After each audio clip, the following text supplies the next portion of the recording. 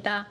공사가 끝날 때까지 아무 어려움 없이 완공되어 청운교회 꿈나무들이 하나님을 찬양하며 마음껏 꿈을 펼치는 터전이 되게 하옵소서. 예배를 위하여 헌신하는 손길이 있습니다. 주님, 저들이 손길을 더욱 공고히 하심으로 하나님의 영광이 더욱더 높이 드러나게 하옵소서. 찬양으로 영광 돌리는 할렐루야 찬양대와 나오 찬양팀의 찬양을 기쁘게 받으시옵소서.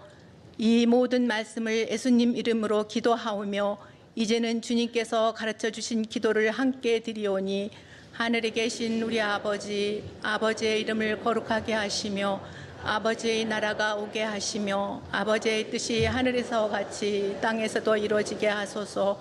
오늘 우리에게 일용할 양식을 주시고 우리가 우리에게 잘못한 사람을 용서하여 준 것 같이 우리 죄를 용서하여 주시고 우리를 시험에 빠지지 않게 하시고 악에서 구하소서. 나라와 권능과 영광이 영원히 아버지 것입니다. 아멘.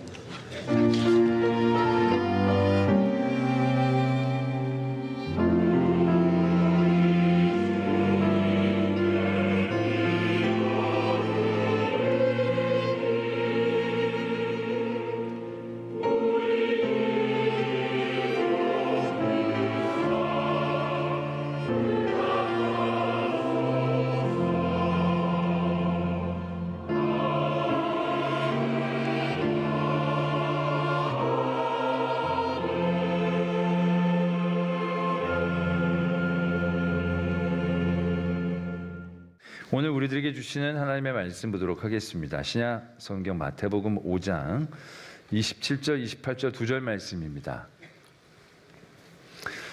마태복음 5장 27절 28절 2절의 말씀 제가 봉독드리겠습니다. 또 간음하지 말라 하였다는 것을 너희가 들었으나 나는 너에게 이르노니 음욕을 품고 여자를 보는 자마다 마음에 이미 간음하였느니라. 아멘. 하나님의 말씀입니다. 이 시간 할렐루야 찬양대가 하나님께 찬양으로 영광을 돌리겠습니다.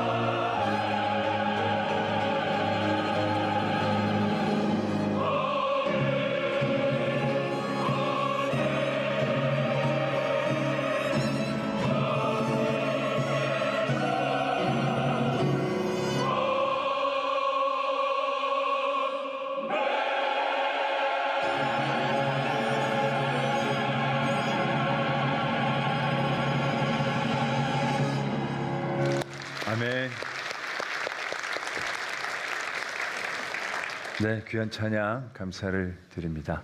말씀을 위해 함께 기도드리겠습니다. 사랑의 하나님 아버지, 거룩한 전 주의 말씀 앞에 세워주심을 감사합니다. 그 말씀을 통하여 우리에게 향한 그 하나님의 마음과 사랑의 깊이를 알기를 원합니다. 내 뜻, 내 생각대로 듣지 말게 하시고 우리의 연약한 육신과 완악한 마음을 만져주셔서 하나님의 말씀 그대로 듣게 하실 때에 그 말씀을 통하여 우리를 향한 하나님의 그 놀라운 계획과 섭리 그리고 삶의 이유와 방향들 깨달아가게 하여 주시옵소서. 이 시간 온전히 주의 영으로 인도해 주실 줄 믿사옵고 예수 그리스도의 이름으로 기도드립니다. 아멘. 예수님께서 나는 율법을 폐하러 온 것이 아니라 율법을 완전케 하려 오셨다라고 말씀하시면서 여러 율법을 통하여 완전한 하나님의 뜻에 대하여 우리에게 가르쳐주고 계십니다. 그 가운데 오늘은 간음하지 말라라는 계명을 통하여 하나님이 그 계명을 통해 우리에게 주시는 완전한 의미와 뜻들을 예수님께서 가르쳐주고 계시는 것을 대하게 됩니다. 간음하지 말라 하였다는 것을 너희가 들었으나 나는 너에게 이르노니 음욕을 품고 여자를 보는 자마다 마음에 이미 간음하였느니라 라고 말씀하십니다. 간음이라는 것은 행위입니다. 그러나 그 행위만으로 간음이라고 얘기하는 것이 아니라 그 행위 이전에 모든 생각과 마음에 품는 그런 음욕조차도 예수님은 간음이라고 규정하고 우리를 도전하십니다. 그것은 단순히 마음을 다시 고쳐먹고 그러지 않도록 애를 써라 이런 말씀으로 멈추지를 않으십니다. 그 다음에 이렇게 말씀을 이어가십니다. 만일 너의 오른눈이 너로 실족하게 하거든 빼어버리라. 내 백체 중 하나가 없어지고 온몸이 지옥에 던져지지 않는 것이 유익하며 또한 만일 내 오른손이 너로 실족하게 하거든 찍어내버리라. 내 백체 중 하나가 없어지고 온몸이 지옥에 던져지지 않는 것이 유익하니라 라고 그 마음에 대하여 우리가 얼마나 결단하고 다짐하고 노력해야 하는지를 말씀하고 계신다는 거죠. 제가 어렸을 때 교과서에 실렸던 것 같은데 김유신 장군에 대한 일화입니다. 요즘도 보면 아이들 그런 위인전기에 김유신 장군에 대한 닉네임이 이렇게 적혀 있을 때가 많아요. 말목벤 김유신 뭐 이렇게. 이게 뭡니까? 다 아시죠? 김유신 장군이 청년 때 천관이라는 기생하고 사랑에 빠지게 됩니다.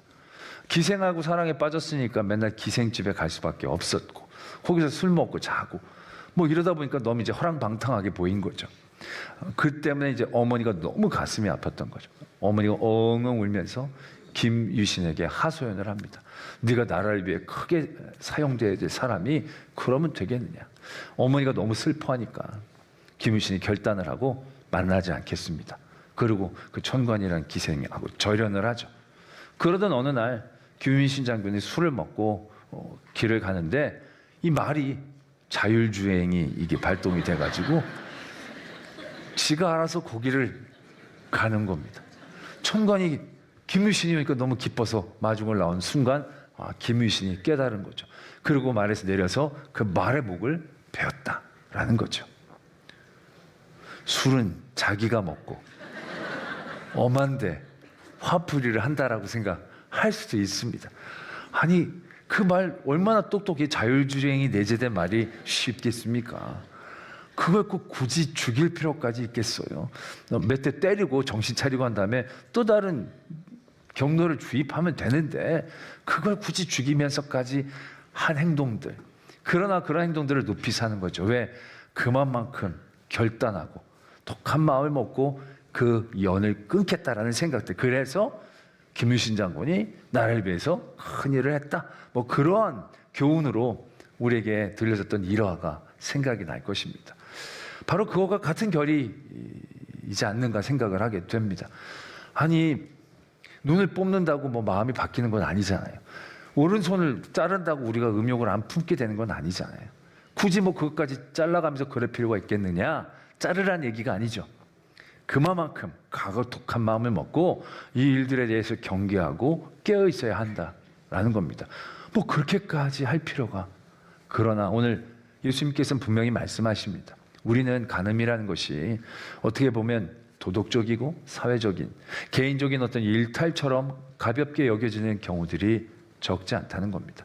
그냥 들키지만 않으면 밝혀지지만 않으면 그냥 아무도 모르게 지나갈 수 있을 거라고 생각할 수 있다는 겁니다. 근데 오늘 예수님께서 뭐라고 말씀하십니까?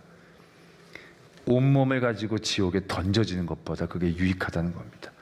그 죄에 대한 값은 결코 그렇게 간단하거나 가볍지 않다는 걸 예수님이 말씀하시는 것이고, 그러한 죄의 무게감이 있기 때문에 그 일에 대하여 이마만큼 결단하고 애를 쓰고 노력하고 도전해야 한다는 것을 우리에게 가르쳐주고 계신다라는 것입니다. 그러면서 말씀이 이어집니다. 또 일렀을 때 누구든지 아내를 버리려거든 이혼 증서를 줄 것이라 하였으나, 이혼에 대한 문제로 넘어갑니다. 이건 어떻게 보면 자연스러운 흐름입니다. 왜냐, 간음이라는 범죄는 가정이라는 공동체를 기준으로 생겨난 범죄입니다. 처녀 총각들끼리 그런 일들을 하면 그건 그냥 정욕됨이고 음욕됨이고 음란함이지 간음은 아니에요. 간음은 그러한 부부라는 가정이라는 공동체에 반한 행동들을 의미하고 있는 것이기 때문에 이혼의 문제는 굉장히 자연스럽게 언급되어질 수 있다는 겁니다. 그러면서 예수님께서 말씀하시죠. 이혼 증서를 줄 것이다 라고 얘기하고 있다는 거죠. 이건 신명기 24장에 그러한 율법이 있습니다. 이혼과 재혼에 대한 율법이 신명기 24장에 언급되어 있습니다. 사람이 아내를 맞이하여 데려온 후에 그에게 수치되는 일이 있음을 발견하고 그를 기뻐하지 아니하면 이혼 증서를 써서 그의 손에 주고 그를 자기 집으로 보낼 것이고, 그 여자는 그의 집에서 나가서 다른 사람의 아내가 될 수 있다라는 율법이 있다는 겁니다. 근데 이 율법은요, 이혼이 가능하다, 이혼을 허락한다라는 중심으로 우리에게 주신 율법이 아닙니다. 당신은 우리가 잘 알다시피 여성의 권리와 여러 가지 그런 자격들, 그러한 모든 상황들이 좋지 않은 그런 때이지 않았겠습니까? 모든 것이 남편과 남성의 주도로 이루어졌던 시대에 그가 데려온 아내를 쉽게 버리는 경우들도 생겨날 수 있었다는 겁니다. 자기에게 마음에 들지 않는다, 애정이 식었다, 뭐 여러 가지에 있는 그런 마음의 상황들을 다른 누명을 씌워서 그냥 아내를 내쫓아도 어떻게 법적으로 보호를 받을 수 있는 상황이 아니었다는 거죠. 그런 가운데에 이렇게 율법을 주는 것은 이혼을 허락하는 것이 아니라 이혼을 사적인 일에서 공적인 일로 돌려놓는 겁니다. 그전에 남편이 자기만 마음 먹으면, 자기만 기분 나쁘면, 자기만 싫으면 그렇게 해버릴 수 있는 상황이었던 걸 공적인 제도 안에 들여온 겁니다. 그래서 이혼 증서를 써주려고 한다면 공증하는 사람들이 주변에 있어야 되는 거고, 또 그에 타당한 분명한 이유가 있어야 하는 상황들을 만들어내기 때문에 그 이전보다도 그 일들을 억제하고 그 일들을 막아내기 위하여 주신 그런 율법이다라는 얘기죠. 그래서 율법을 허락한 게 아니라 이혼을 허락한 게 아니라 이혼을 더 자제시키기 위해 이런 율법을 주셨는데, 사람들의 죄성은 이걸 변질시키기 시작했다는 거죠. 이혼 증서를 써서 주면 어느 때도 이혼을 해도 된다라고 사람들이 생각하기 시작했다는 거예요. 자기에 유리하게 이 율법을 해석해내기 시작했다는 거예요. 그래서 율법에 보면 수치되는 일이 있거든 이라는 그런 조항이 있지 않습니까? 근데 이건 어떻게 보면 음행이나 간음을 의미하는 건 아닐 거예요. 왜? 간음은 이혼이 아니라 사형입니다. 간음은 그냥 돌에 맞는 거지 이혼한 사형은 이상의 문제라는 얘기죠. 그럼 이 수치되는 일은요, 참 애매한 거예요. 그러니까 이 율법 자체가 허락하는 게 아니라 억제하려고 했기 때문에 그런 상황을 만든 거예요. 그래서 이 수치되는 게 과연 뭘까? 그랬더니 많은 학자들이 이렇게 묘사하는 거예요. 헐벗고 다니는 거, 뭐 이런 거. 그러니까 요즘 말하자면 야하게 입고 다니는 거. 약간 그런 식의 의미이지 않겠는가. 근데 그 당시에 무슨 옷이 뭐가 있다고 야하게 입을 게 있고 뭐가 있겠어요. 이게 애매모호한 상황이라는 거예요. 그래서 나중에 훌륭한 학자들이 이걸 자기식으로, 자기에게 유리한 식으로 이해하면서 보수적인 그 유대교 신학자들은 이건 음행이다 라고 얘기했고요. 좀 자유로운 신학자들은 이건 그 이상의 의미들도 담겨 있다. 남편이 수치를 느끼는 또 다른 많은 상황들이 있을 거다. 그래서 심지어는 아내가 음식을 태운다? 남편에게 수치스러운 일이 될 거라는 거예요. 기분이 나쁘니까. 아내가 음식을 짜게 한다? 수치스럽다는 거예요. 이 웃음은 뭘 의미하는 건지 모르겠지만 하여튼 그러니까 아내가 집안일을 잘 못하는 것이 남편에게는 수치스러울 수가 있다는 거예요. 다른 사람들은 맛있다 먹는데 나는 이게 음식이냐 뭐냐 이러면서 먹는 자체가 기분 나쁘다는 거죠. 그래서 아주 더 자유스러운 신학자는, 유대교 신학자들은 자기 눈에 아내보다 더 예쁜 여자를 발견했을 때 남편들이 느끼는 절망과 모멸감도 수치의 일종이 될 수 있다.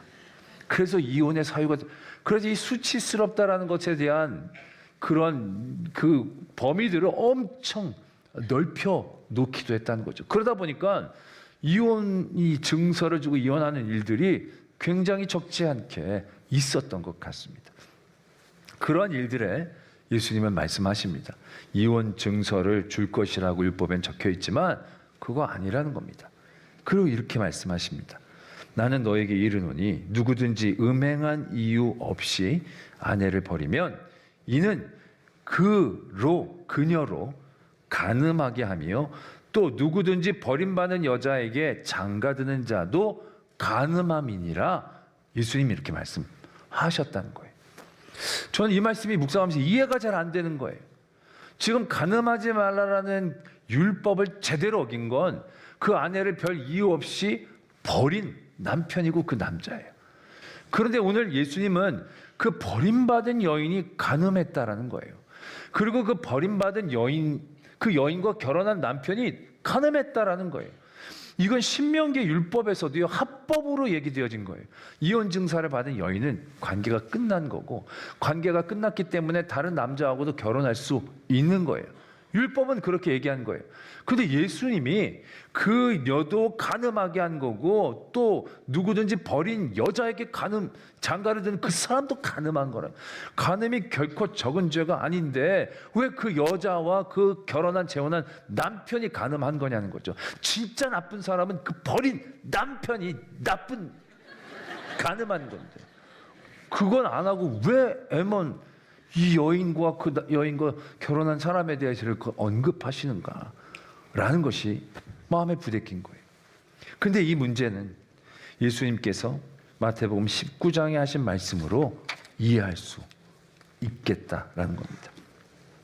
마태복음 19장에 어떤 사건이 일어나느냐면, 바리새인들이 예수께 나와 그를 시험하여 이르되 사람이 어떤 이유가 있으면 그 아내를 버리는 것이 옳으니까. 그러니까 이 바리새인들이 어떠한 이유까지 이혼이 가능합니까? 예수님에게 질문을 한 거예요. 이 바리새인들이 이 질문했다는 것 자체가, 이 문제가 굉장히 당시에 민감한 문제였던 것 같다라는 겁니다. 너무 팽팽하게 대립되고 있는 어떤 그런 굉장히 논쟁적인 일이었다는 얘기죠. 그래서 예수님을 곤란하게 빠뜨리려고 했던 거예요. 예수님이 어느 쪽으로 대답해도 곤란하게 만들기 위해서. 예수님이 음행, 연고 이외에 이혼하면 안 돼 라고 얘기하면 굉장히 자유주의적인 분들은 당신은 그럼 왜 창녀랑 이런 사람들하고 서슴없이 지내냐고 라고 비난을 받을 수 있고, 그 레인지를 넓히면, 범위를 넓히면 보수적인 사람들한테 공격을 받을 수 있었을 것입니다. 또 당시 왕이었던 헤롯이 이유 없이 전초와 이혼한 다음에 동생의 아내인 헤로디아와 결혼합니다. 그래서 이것 때문에 세례 요한이 헤롯을 비난하다가 붙잡혀서 결국은 죽게 되어지죠. 굉장히 이 문제에 대해서 얘기하기가 쉽지 않은 상황에 바리새인들이 예수님에게 시비를 건 겁니다. 근데 그들의 질문에 예수님이 이렇게 대답을 하십니다. 사람을 지으신 이가 본래 그들을 남자와 여자로 지으시고 말씀하시기를 그러므로 사람이 그 부모를 떠나서 아내에게 합하여 그 둘이 한 몸이 될지니라 하신 것을 읽지 못하였느냐. 그런즉 이제 둘이 아니요 한 몸이니 그러므로 하나님이 짝지어 주신 것을 사람이 나누지 못할지니라. 이게 예수님의 대답입니다. 지금 바리새인들은 법을 물어본 거예요. 어디까지가 합법입니까? 어디까지가 가능합니까? 그러나 예수님은 법을 얘기한 게 아니라 그 가정이라는 부부관계가 갖고 있는 고유의 의미와 이유와 조직에 대한 성격을 얘기하고 계시는 거예요. 세상은 가정이나 부부를 볼 때 그냥 남편, 아내, 남자와 여자가 서로 좋아해서 만나서 뜻이 합해서 결혼을 한 것으로 이해를 해요. 그러나 그 가정은 그렇게 시작한 게 아니라는 걸 예수님이 말씀하신 거예요. 창조하신 하나님이 남자와 여자를 지으시고 그 남자와 여자를 함께하여 가정을 이루게 하셨다는 거예요. 그러니까 이 가정이라는, 부부라는 공동체는 세상에서 생겨난 조직이 아닌 거예요. 이거는 하나님께서 시작하신 공동체예요. 그러니까 이 부부라는 관계, 가정이라는 관계가 갖고 있는 원래 구조적인 특징은 세상에 그런 계약이 통하는 게 아니라는 거예요. 이 안에는 전적인 하나님의 뜻과 계획과 섭리가 있는 구조라는 거예요. 내가 저 사람과 좋아서 서로 계약을 하면 그 계약이 나나 저 사람이나 서로 틀어져서 깨트리면 깨질 수가 있어요. 왜? 계약의 당사자이니까. 그러나 가정은 그런 구조가 아니라는 거예요. 가정은 하나님께서 그들에게 서로에게 주신 선물로 이루어진 공동체이고, 그래서 이 가정이라는 계약의 주체는 남편도 아내도 아니에요. 하나님이 주체라는 거예요. 그래서 남편이 싫다고 깨트린다고 깨지는 종류의 구조가 아니라는 거예요. 남편이 수백만 가지 이혼 증서로 그 아내에게 준다고 이혼이 성립되는 게 아니에요. 왜? 남편은 당사자가 아니에요. 아내는 그 계약의 당사자가 아니라는 거예요. 하나님이 짝지어 주신 것을 사람이 나눌 수가 없는 구조라는 거예요. 그렇게 가정이라는 것에 대한 이해가 되어지면 오늘 예수님의 말씀을 이해할 수가 있게 되어지는 거죠. 남편이 이혼 증서를 줘서 아내를 내쫓아요. 세상으로나 사회적으로나 법적으로는 문제 없어요. 근데 그건 세상적인 거고 사회적인 거고 법적인 거지, 창조의 섭리로는 그게 해당 사항이 없는 거예요. 이혼 증서를 준다고 이혼이 되는 게 아니에요. 남편이 하나님이 주신 아내를 버린다고 버려지는 게 아니에요. 그가 아무리 골백번 버려도 그 아내는 그의 아내예요. 하나님이 깨트리시지 않는 한 그의 아내예요. 그런 상황 가운데에서 이 아내가 이혼 증서를 받았다? 아무런 의미가 없어요. 이 아내는 여전히 남편의 아내인 거고, 그렇기 때문에 이 아내는 간음하게 되어진 자리에 있는 거예요. 이 남자는 몰랐죠. 그게 뭐 큰 죄, 이건 합법이라고 생각하지만 이건 합법이 아니에요. 이 여인은 하나님이 남편에게 주신 여인이었고 그 여인을 취했기 때문에 그도 간음한 것이다라는 것이 성립이 되어지는 거예요. 우리는 이 문제를 다룰 때마다 불편해지게 되죠. 왜? 지금 우리가 이런 깨어지는 관계들 가운데 설 때가 많이 있기 때문에. 근데 오늘 예수님께서 이혼을 당한 여자도 간음한 거고 그 여자에게 결혼한 사람도 간음한 것이다라고 얘기하실 때 그 여인과 결혼한 사람을 정죄하시고자 이런 말씀을 주신 게 아니에요. 정말 잘못한 건 버린 남자잖아요. 그 버린 남자에게 그가 버린 행동이 얼마나 큰 무게감을 가지고 얼마나 큰 후폭풍을 만들어낼 수 있는 행동인지를 깨달으라는 거예요. 남편은 내가 싫으니까, 내가 마음에 안 드니까 내가 정리해버리면 되지 라고 이해하고 받아들일 수도 있었을 거예요. 이혼 증서 줘서 보내면 끝이지 라고 생각하겠지만 그게 끝이 아니라는 거예요. 왜? 그 관계의 무게감은 그의 감정이나 세상적인 법 그 이상의 것을 담아내고 있기 때문에 내가 끝냈다고 끝낸 게 아니에요. 나의 그런 행동은 이 여인을, 그 여인과 만나는 또 다른 사람을 범죄하게 할 수도 있는 심각하고 중한 그러한 결과를 만들어낸 행위라는 것을 깨달으라는 거예요. 이런 말씀을 준비할 때마다 아까도 말씀을 드렸지만 많은 분들이 괴롭고 상처 입을 수도 있는 걸 압니다. 그러나 오늘 말씀은 괴롭고 상처를 입히려고 하는 게 아니라 우리들이 하나님이 우리에게 주시는 모든 관계들을 어떠한 무게감으로 받아들여야 하는가 라는 것을 다시 한번 도전케 하신다라는 겁니다. 간음이라는 거 아까도 말씀을 드렸지만 세상적으로 보면 굉장히 가볍고 일탈적인 행위로 여기는 경우들도 적지 않습니다. 요즘 세상에 이런 일들이 너무 비일비재하다 보니까 상대적으로 이러한 죄에 대한 질과 값이 경하게 여겨지는 시대를 살고 있는 것 또한 사실입니다. 그러나 이런 모든 일들이 왜 벌어지는 겁니까?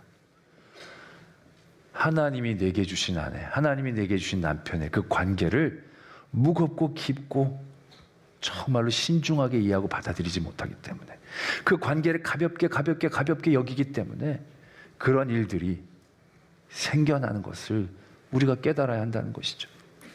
요즘 보면 예전에는 이혼이 쉽지 않았어요. 왜? 결혼 자체가 쉽지 않았거든요. 나와 한 여인의 결혼이 아니라 가정과 가정, 가문과 가문의 결혼이었어요. 그러니까 뭘 이혼을 하려고 해도 걸리는 게 많아. 아버지, 장인, 장모, 당숙, 막 이게 막 걸리는 사람들이 많으니까 쉽지 않아요. 왜? 그만큼 그 관계에 여러 가지 무게감이 더해졌거든요. 근데 요즘은 결혼이라는 게 옛날보다 쉬워요. 간단해요. 왜? 내가 너 좋아하고 너가 나 좋아하면 되는 거 아니냐. 뭐 다른 거 우리가 생각할 필요가 있느냐. 그러면서 결혼식도 예전에 막 온 가족, 온 식구들 다. 근데 요즘은 그런 거 다 너무너무 부담스럽다.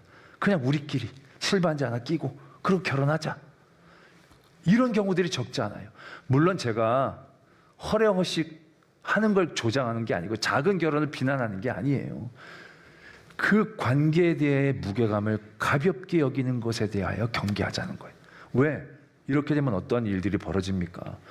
나 너 서로 좋아서 결혼한 건데 관계가 딱 그 정도의 무게감이 있으면요, 내가 변심하게 되면, 내가 이제 더 이상 사랑하는 것 같지 않으면, 그럼 그 관계도요 굉장히 가볍게 정리가 되어질 수 있는 위험성 가운데 노출되어지는 거예요.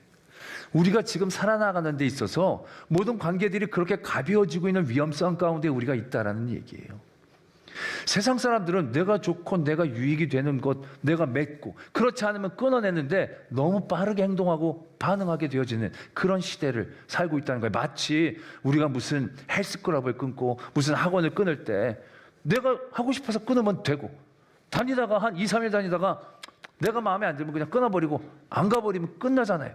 안 간다고 내가 무슨 벌칙을 받는 것도 아니고, 안 간다고 그쪽에서 막 난리가 나는 것도 아니고, 다들 그렇게 가볍게 만났다 헤어졌다 그런 가벼운 관계 가운데 우리가 지금 젖어 있게 되어진다는 거죠. 그러다 보면 우리가 놓치는 가장 귀중한 게 있다는 거예요. 왜?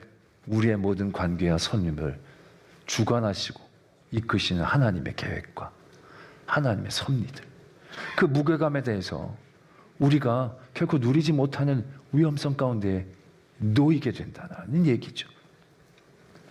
지난 금요일 날 우리가 신임 우리 집사님 임명식이 있었습니다. 요즘은 집사님이 참 흔합니다. 오히려 집사님 그럼 저 성도인데요, 그럼 오 성도세요? 그러면서 성도가 더 귀한 시대를 살고 있다라고 얘기해도 과언이 아닙니다. 너도 나도 다 집사니까 세상은 그걸 잡사라고 부르기도 합니다. 근데 이런 집사라는 일들이 많아졌다고 집사라는 그 귀중한 가치들이 허해진 건 절대 아니에요. 구원이라는 게 구원받는 사람들이 많아졌다고 허해지는 겁니까? 아니라는 거예요. 왜? 하나님이 우리에게 주시는 무게감이 있기 때문에. 집사라는 직분도 마찬가지일 거예요.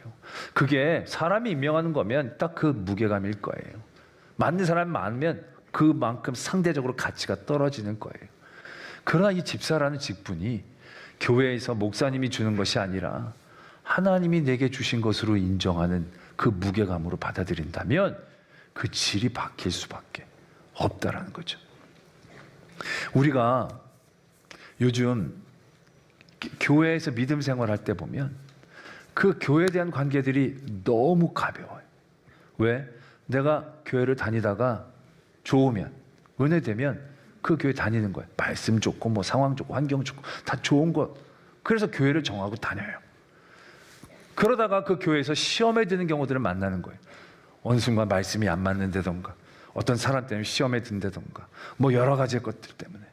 그러면 교회를 또 옮겨요. 왜? 교회 많으니까. 그러면서 또 자기의 마음 드는 교회, 더 좋은 교회 찾아다니면서 그 교회 또 옮겨요. 그렇게 믿음의 생활을 하다 보면 그 믿음 가운데 과연 어떠한 성숙함을 만날 수 있을까요? 늘 자기가 듣고 싶고 자기가 어울리고 자기가 편하고 좋은, 결국 자기의 유익에 따라 교회를 정하는 굉장히 가벼운 관계로 그 교회를 만나게 될 때 교회를 위해 눈물을 흘린다, 교회를 위해 땀을 흘린다, 교회를 위하여 헌신한다, 그런 데까지 절대로 나갈 수가 없다는 거예요. 그러나 그 교회가 내가 좋아서 정한 교회가 아니라 하나님이 나를 이끌어 주시고 하나님이 내 마음을 열어서 듣게 해주신 하나님이 내게 주신 교회라고 깨닫고 그 가치와 그 무게감으로 받아들일 때 때론 교회에서 시험도 들죠. 교인들까지 분쟁도 생기면서 상처도 받죠. 그러나 그럼에도 불구하고 하나님이 나를 이 교회에 보내주신 의미와 뜻, 계획과 섭리에 대한 기대와 바람들이 있을 때 우린 거기서 좀 더 견뎌내고 좀 더 견뎌낼 때 그 교회를 통하여 하나님이 예배하신 은혜를 온전히 누릴 수 있는 성숙의 자리까지 나아갈 수가 있게 되어지는 그러한 일들을 우리가 기억해야 한다는 겁니다. 우리가 내가 만나는 모든 관계들을요 그렇게 이해하고 무게감을 가져가야 합니다. 내가 그냥 길 가다가 막 아무렇게나 가다가 만난 우연, 세상은 그건 우연이라고 얘기하죠. 그러나 하나님을 믿고 하나님을 따르는 성도들에게 우연은 없습니다. 왜? 하나님이 우연으로 주시는 일은 하나도 없거든요. 하나님은 모든 것들을 계획하시고 섭리하시고 주관하시는 하나님인 거예요. 길 가다가 만날 때 그냥 우연이 아니에요. 그 모든 일들 가운데 하나님이 보내주신 뜻과 의미가 있다라는 것을 인정하고 받아들이면 그것이 대단히 부담스럽고 어려운 자리가 될 수도 있어요. 그러나 단번에 피하지 않아요. 단번에 잘라내지 않아요. 그래서 그 관계 때문에 아플 수도 있고 힘들 수도 있어요. 물론 모든 가정의 부부가 끝까지 갈 수는 없어요. 개인적인 여러 가지 차이를 두고 뭐가 잘했다 잘못했다 얘기할 수 없는 상황들이 많으니까요. 그러나 중요한 건 그것이 끝까지 갔던 참아냈던 깨지거나 무너졌든 그 모든 관계를 우리가 받아들일 때 내가 좋아서 내가 사랑해서 그 이상의 무게감으로 일단 받아들이고 봐야 한다는 거예요. 하나님이 내게 주신 의미는 뭘까? 이렇게 생각하고 날 때 그 관계가 깨어져서도요 얘기가 달라지는 거예요. 그냥 내가 좋아서 결혼했다가 내가 싫어져서 끝내는 관계가 되어지면 이건 완전히 죄송하지만 이게 똥 밟은 거예요. 내가 그냥 낭비한 거예요.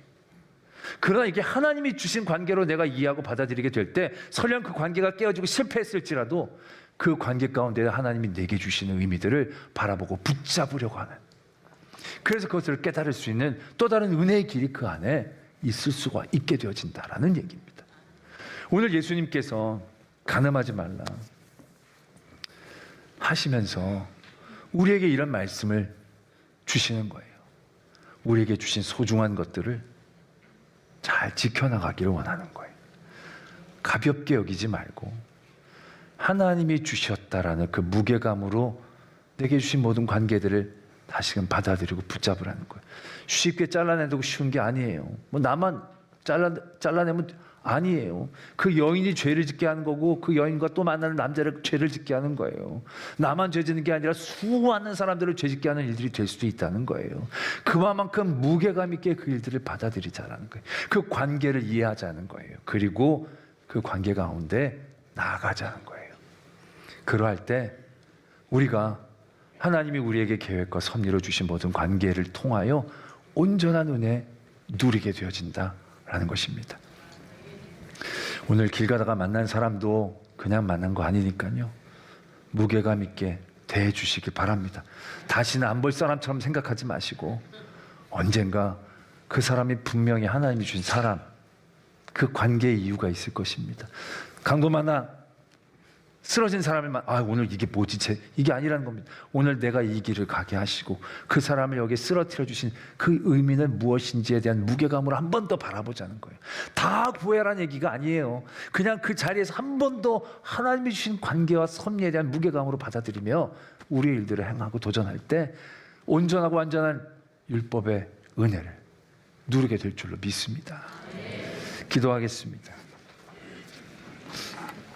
오늘 말씀을 묵상하시면서 내가 하나님을 믿고 모든 것을 계획하시고 주관하시는 하나님, 그러나 그 모든 관계를 너무 가볍게 여기고 내 유익과 내 편리로만 만났다, 헤어졌다, 잘라냈다, 무시했다, 외면하지 않았는지 바라보게 해주시옵소서. 내게 주신 하나님의 귀한 가정을, 교회를, 또 만난 모든 동역자들을 더욱더 사랑할 수 있도록 하나님의 무게감을 품을 수 있도록 도와주시옵소서. 이러한 기도의 제목으로 하나님 앞에 나가겠습니다. 아버지 하나님, 우리와 함께 하시고 우리를 도우시며 지켜 인도하심을 믿습니다.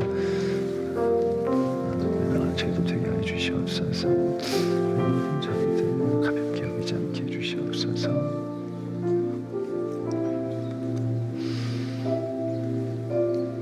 내 삶에 만나는 모든 관계가 하나님이 주신 관계이건만 우린 나의 기호와 유익과 편리에 따라 그 관계들 너무 가볍게 여기고 행동했음을 고백합니다. 그 모든 관계를 하나님이 주신 무게감으로 받아들이며 더욱더 사랑할 수 있도록 하나님이 주신 그 섭리와 계획을 온전히 깨달을 때까지 견뎌 나갈 수 있도록 하나님 저희를 도와주시옵소서. 믿사오며 예수 그리스도의 이름으로 기도드립니다. 아멘.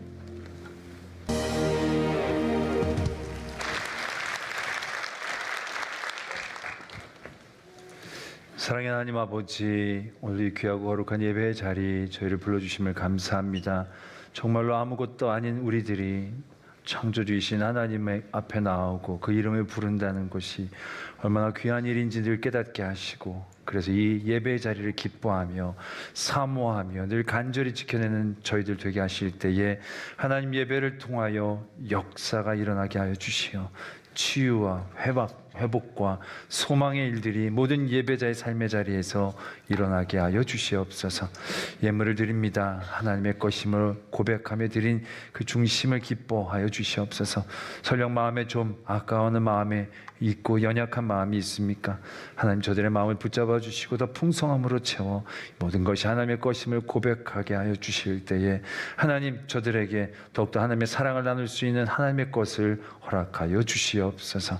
믿음의 가정, 하나님이 세우신 가정입니다.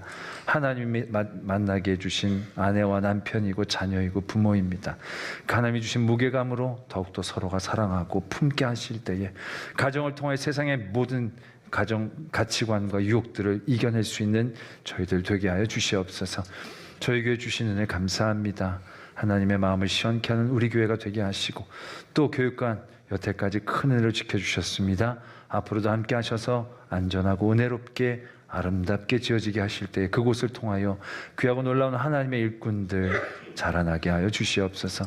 하나님 우리나라도 세상 열방도 서로 강함으로 서로 자기의 것들을 지키고 빼앗고 빼앗기지 않으려고 합니다.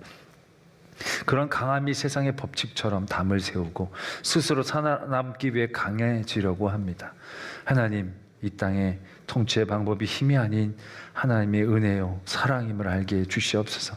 강한 모든 일이 하나님 앞에 무릎 꿇게 하시고 하나님을 두려워하게 하실 때에 하나님 이 땅 가운데에 또 온 열방 가운데에 전쟁이 멈추고 샬롬의 은혜 회복되게 하여 주시옵소서.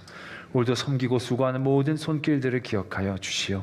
하나님의 더 큰 기쁨으로 채워 주시옵소서. 선교사님들의 사역마다 열매로 허락하시고 로뎀의 교우들의 믿음을 붙잡아 주시옵소서. 감사를 드렸고 예수 그리스도의 이름으로 기도드립니다. 아멘. 다 자리에서 일어나시겠습니다. 오늘 귀한 찬양해 주신 할렐루야 찬양대 나우 찬양팀 감사하고요. 우리 신은미 집사님, 우정훈 집사님 너무 힘있고 은혜로운 찬양 감사합니다. 예배를 위해 또 교회 곳곳에서 많이 섬겨주신 성도님 감사드립니다. 우리 주위에 있는 성도들과 인사 나누도록 하겠습니다. 한 주간도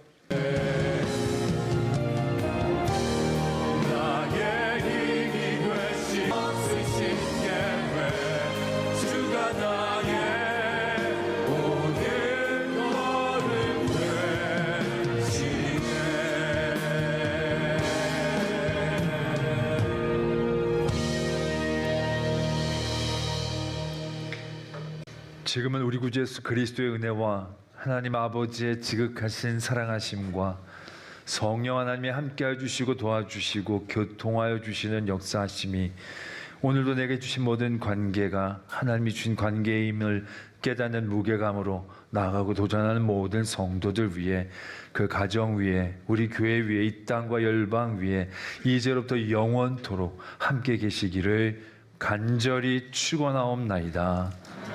아멘.